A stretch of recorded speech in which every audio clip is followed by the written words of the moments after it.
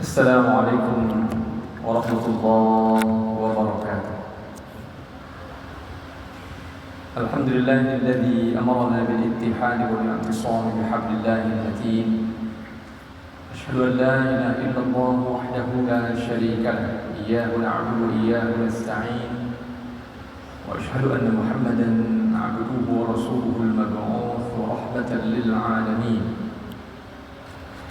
اللهم صل وسلم وبارك على محمد وعلى آله وصحبه أجمعين.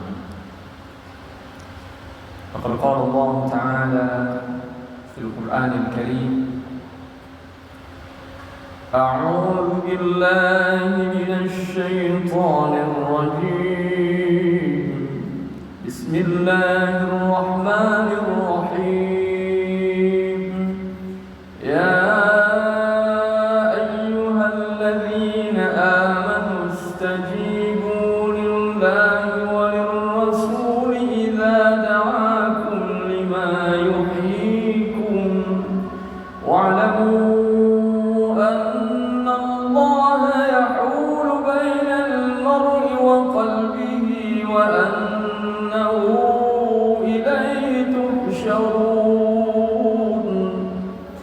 واتقوا فتنة لا تصيبن الذين ظلموا منكم خاصة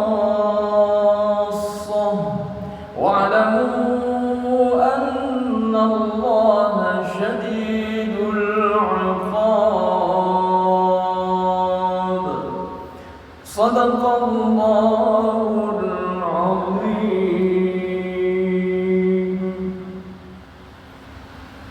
Yang sama-sama kita muliakan pengurus Masjid Raya Syekh Ahmad Khatib Al-Minangkabawi, yang sama-sama kita muliakan para alim ulama, imam, jadi pandai mendoakan doang para tokoh masyarakat, bapak-bapak, ibu-ibu, rekan-rekan pemuda, remaja, anak-anak hadirin hadirat yang dimuliakan oleh Allah Subhanahu wa taala. Segala puji dan syukur untuk Allah Azza wa Jalla yang sentiasa melimpahkan rahmat, nikmat dan karunia yang tidak terhingga untuk kita semua. Dengan limpahan rahmat dan karunia Allah, alhamdulillah siang hari ini Allah beri kita kesempatan untuk bisa menaikkan ibadah salat zuhur di masjid yang megah ini. Mudah-mudahan majlis kita dirahmati, diridhai, diberkahi Allah Subhanahu wa taala. Amin ya rabbal alamin. Salawat dan salam bagi kita Rasulullah Muhammad sallallahu alaihi wasallam yang telah meninggalkan untuk kita Al-Qur'an dan As-Sunnah sebagai pedoman kehidupan. Kewajiban kita adalah berikhtiar, berusaha terus-menerus mempelajari Al-Quran dan Sunnah itu untuk kita amalkan, kita dakwahkan dan kita perjuangkan dengan sungguh-sungguh li'a'la'i kalimatillah, menegakkan kalimat Allah di muka.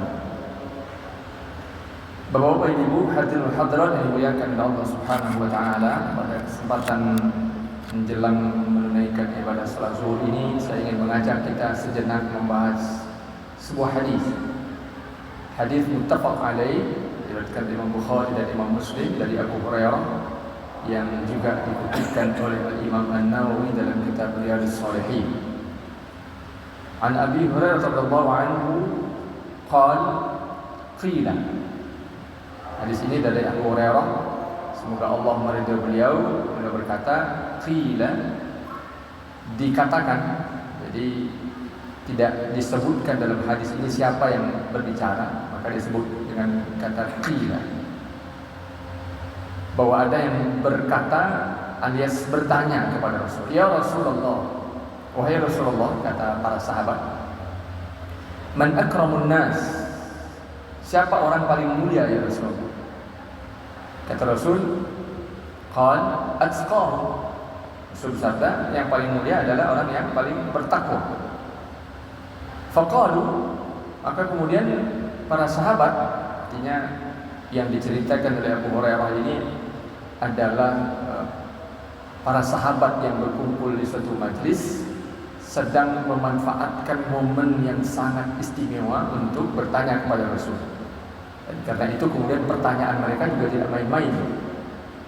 Mereka ingin tahu siapa orang paling mulia. Dan saya pikir Bapak Ibu, andai saja kita berada di posisi seperti para sahabat dan mendapatkan kesempatan untuk bertanya kepada orang paling mulia di muka bumi, yang jawabannya pasti menjadi panduan, dan Rasul adalah as-sadiqul masduq, kita tentu juga mungkin akan bertanya seperti, atau boleh jadi juga akan bertanya seperti para sahabat ini. Faqalu, maka kemudian para sahabat ini berkata, laisa an hadza nas'aluk, ya Rasulullah, bukan tentang itu yang kami tanya, kata mereka.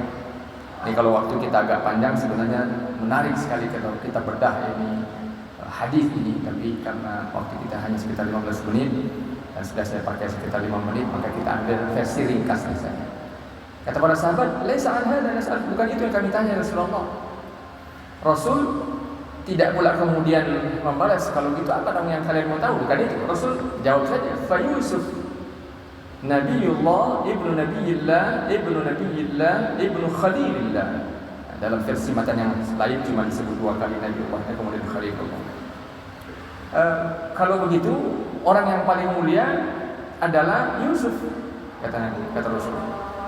Yusuf itu siapa? Nabiullah, Nabi Allah, ibnu Nabiyillah, anak dari Nabi Allah, yaitu Nabi Yakub, ibnu Nabiyillah, anak pula dari Nabi Allah, di atasnya itu Nabi Ishaq, ibnu Khalilillah, anak pula dari kekasih Allah, yaitu Nabi Ibrahim alaihi wassalam.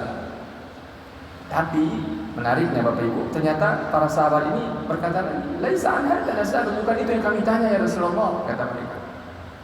Nah, baru di sesi ketiga ini kemudian Rasul baru mau mengkonfirmasi. Fa'al ma'adil Arabi tas'aluni, kalau begitu apakah kamu mau bertanya kepadaku, kata Rasul, tentang ma'adin al-Arab. Dalam kitab Nuzhatul Muttaqin fi Syarh Riyadhus Shalihin yang ditulis oleh Fadhilul Syekh Dr. Mustafa Al-Bugha, kata ma'adin itu diartikan keturunan. Walaupun kalau secara lughatan, secara lughawi, kebahasaan ma'adin itu artinya barang tambang. Tapi ternyata ahli hadis menjelaskan maksudnya bukan barang tambang tapi keturunan. Fa'al ma'adil al-Arab tas'aluni, kalau begitu apakah kamu mau bertanya kepadaku tentang keturunan hebat orang-orang Arab? Maka kemudian beliau katakan sebuah kalimat yang sangat menarik, dan saya pikir ini sebuah kaidah yang harusnya menjadi pegangan setiap kita. Apa kata Rasul? Khiyarun fil jahiliyyati khiyarun fil islami idza faqihu. Dalam pelafaz yang lain, idza faquhu, bisa jadi faquhu, bisa jadi faqihu. Yang terbaik di antara mereka, kata Rasul, di antara orang-orang Arab itu adalah di masa jahiliyahnya, khiyarun fil jahiliyyati khiyarun fil islami idza faqihu. Yang terbaik di antara mereka di masa jahiliyahnya juga akan menjadi yang terbaik di masa Islamnya idza faqihu. Nah, ini kuncinya ini. Ketika mereka faqihu, ketika mereka memahami agamanya. Nah, dari hadis ini, ma'asyar muslimin hadirin rahmatullah yang dimuliakan oleh Allah SWT, kita mengambil sangat banyak pelajaran. Pertama, tentang standar kemuliaan. Ya. Dan memang Imam An-Nawawi menempatkan hadis ini ketika bicara tentang bab taqwa, bab tentang pembahasan takwa. Sangat masyhur. Ayat surah Al-Hujurat ayat 13, saya yakin semua kita hafal. Apa kata Allah?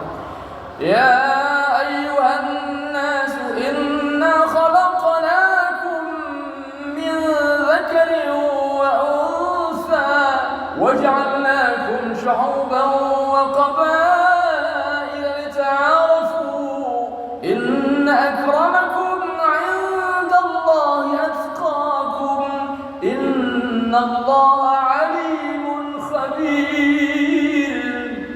Allah letakkan standar yang sesungguhnya sangat konklusif sekaligus fundamental, bahwa standar kemuliaan itu adalah pada takwa. Inna akramakum 'indallahi atqakum.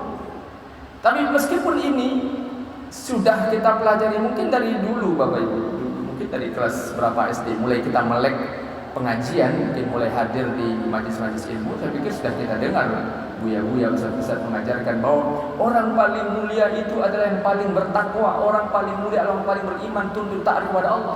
Tapi faktanya apa? Sampai hari ini kita masih melihat fenomena orang menganggap kemuliaan itu ada pada pangkat, kedudukan, harta, jabatan. Kalau di era media sosial pada popularitas, pada berapa banyak subscribersnya, followersnya, viewersnya, macam-macam. Orang meletakkan standar kemuliaan tidak pada sesuatu yang sebenarnya jelas, nyata, mutlak, paling fundamental, yaitu ketakwaan. Nah, karena itu menjadi selalu relevan Bapak Ibu kaum muslimin, kaum muslimat dimuliakan oleh Allah SWT, untuk mengingat-ingatkan kembali diri kita dan mengajarkannya kepada anak keturunan kita ini akan melanjutkan perjuangan kita, bahwa standar kemuliaan itu tidak lain, tidak bukan, tertingginya adalah ketakwaan. Karena itu hal ini yang harusnya terus menjadi target visi kehidupan, bahwa kita yang paling utama kita kejar di antara seluruh kompetisi kehidupan adalah mengejar ketakwaan. Dan ini bisa diraih oleh siapapun. Kalau bicara tentang pangkat, jabatan, walaupun orang-orang beriman juga harus berada di posisi itu, ya. Orang-orang beriman sebanyak mungkin harus semakin banyak berada di posisi-posisi strategis, di eksekutif, legislatif, yudikatif, birokrasi, kewirausahaan dan sebagainya. Tetapi tetap saja faktanya terbatas orang-orang yang bisa berada di sana.